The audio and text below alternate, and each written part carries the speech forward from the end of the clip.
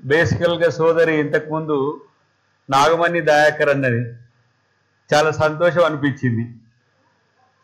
ఎందుకంటే నేను జానకి దయాకర్ని యాక్చువల్గా. ఎందుకు మా అమ్మ కొడుకుని, తర్వాత భార్య కొడుకుని అవుతున్నా. ఇప్పుడు సేమ్ ఆ అమ్మ కూడా అదే.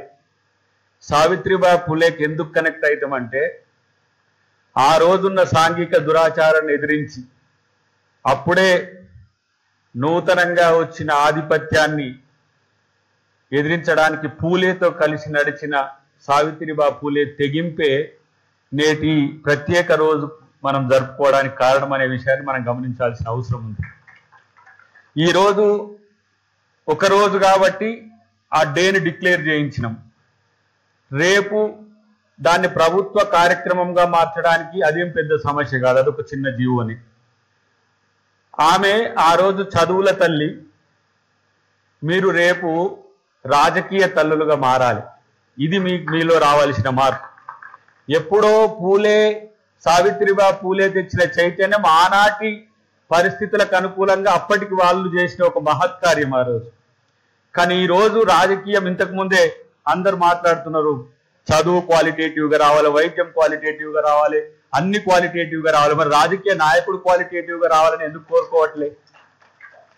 వాడు ఎర్రిబాగులోడైతే మీకు ఎర్రిబాగులో పరిపాలనే వస్తుంది. కాబట్టి తల్లి నుంచే రాజకీయం రావాలి, తల్లులే రాజకీయాల్లోకి రావాలి. ఇప్పుడు నా భార్యను కూడా నేను ఆమె రిటైర్డ్ అయిన తర్వాత సాంఘిక కార్యక్రమాలకు ఎందుకు నేను ఉపయోగించే ప్రయత్నం చేస్తున్నా అంటే, సామాజిక అవగాహన ఉన్న వాళ్ళు నాయకులైతే ఆ మార్పు వేరే. భారతదేశంలో 50% నాణ్యతతో కూడిన, విలువలతో కూడిన, నైతికతతో కూడిన నాయకత్వం ఎక్కడుందంటే ఇంట్లో ఉంది. ఇంట్లో కొడుకుల్ని తయారు చేస్తే వాడేం తయారవుతుందో తెలియదు, కానీ ఆ చెప్పేటోళ్ళే తయారైతే ఏమవుతుందో ఒకసారి ఊహించండి. కాబట్టి మహిళా నాయకత్వం పెరగాలి. సరే, మోడీ గారు ఒక చట్టం తీసుకొచ్చిండ్రు, అది కార్యరూపంగా దాల్చాల్సిన అవసరం ఉంది. రేపు మహిళా రిజర్వేషన్లు రావాల్సిన అవసరం ఉంది. 33% కాదు, దాన్ని డబుల్గా మీరు 66% వైపు రావాలి. ఎందుకంటే పూర్వం ఏ మాతృస్వామ్య వ్యవస్థ ఈ ప్రపంచాన్ని ముందుకు తీసుకుపోయిందో ఒక మానవీయ కోణం నుంచి అటువైపుగా పోవాల్సిన అవసరం ఉందని చెప్పి తెలియజేస్తూ, చివరగా ఒక విషయం చెప్పాల్సిన అవసరం ఉంది. ఇది ఎవరి క్రెడిట్ ఏం కాదు, ఇది మీ క్రెడిటే. ఈ జన విజ్ఞాన వేదికగా ఇంతకుముందు పనిచేసిన విజ్ఞాన దర్శిని యొక్క విజయం ఇది. ప్రత్యేకించి రమేష్ గారు నా దగ్గరికి రాకపోతే ఇది అఫీషియల్ గా జరిగేది కాదు. ఎందుకంటే మేము రాజకీయ నాయకులం, రోజుకో పంచాయతీ ఉంటుంది. ఈ రోజు మొత్తం దీని కొరకు వేచి ఉన్న. ఎందుకంటే ఇప్పుడు ఇది చెప్పకపోతే నేను ముద్దాయిగా తేలిటట్టుంది. ఇప్పుడు ఎందుకు జీవో ఇప్పించారు కానీ దయాకర్ ఇక్కడ లేనే లేడా అని అంటారు. సీతక్కర్ నేను రమ్మన్నా సరే, ఈరోజు అధికారిక కార్యక్రమాలు ఎక్కువ ఉన్నాయి, ముఖ్యమంత్రి గారు వేరే కార్యక్రమాలు ఉన్నాయి, రాలేకపోయింది. కానీ వచ్చేసరికి మహిళలే కాదు, ముఖ్యమంత్రి గారు కూడా ఇలాంటి సభల్లో సావిత్రిబాయి ఫులే దాంట్లో పాల్గొనేటట్టు చేద్దాం.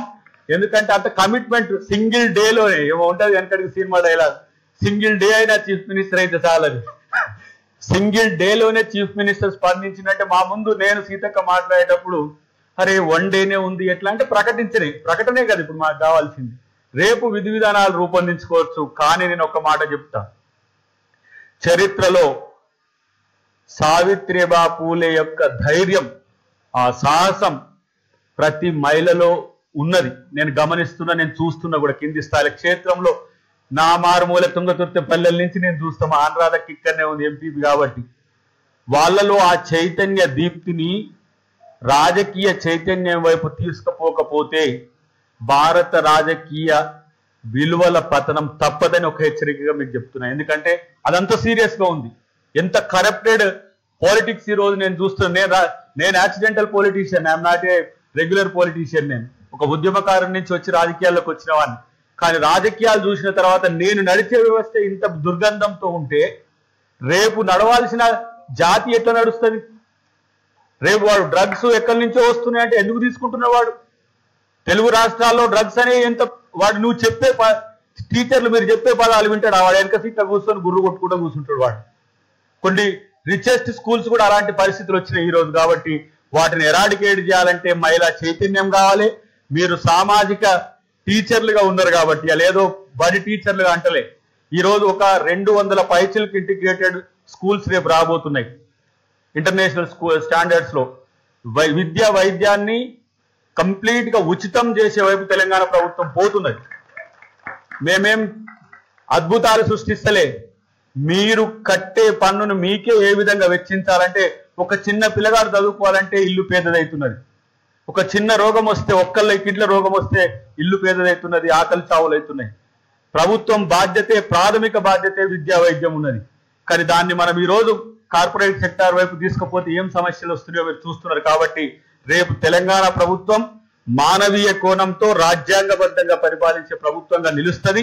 ఇలాంటి అంశాలు రమేష్ గారు ఏ విషయాలు తీసుకొచ్చినా నేనేదో నాయకునిగా నేను ఎప్పుడు ఫీల్ గాను. ఒక సామాజిక కార్యకర్తగా అది ముఖ్యమంత్రి గారికి, మినిస్టర్లకు నేను చేరవేసే ప్రక్రియ చేస్తా అని చెప్పి తెలియజేస్తూ, చివరగా మేడం గారు ఆమె ఒక జస్టిస్ అయి ఉండి మీకు సమయం ఇచ్చిందంటే, అలాంటి విలువైన వ్యక్తుల సమయాన్ని నిరంతరం చాలా విలువగా నాణ్యతతో వాడుకోవాల్సిన అవసరం రమేష్ గారికి, జన విజ్ఞాన ఆయనకి ఎప్పుడు జన విజ్ఞాన వేదిక కాబట్టి నాకు అదే గుర్తొస్తుంటది, విజ్ఞాన దర్శినికి ఉందని చెప్పి తెలియజేస్తూ, విజ్ఞాన దర్శికి నేను కూడా ఒక కార్యకర్తగా పనిచేస్తా అని చెప్పి మీ అందరికీ హామీ ఇస్తూ, థ్యాంక్ యూ వెరీ మచ్.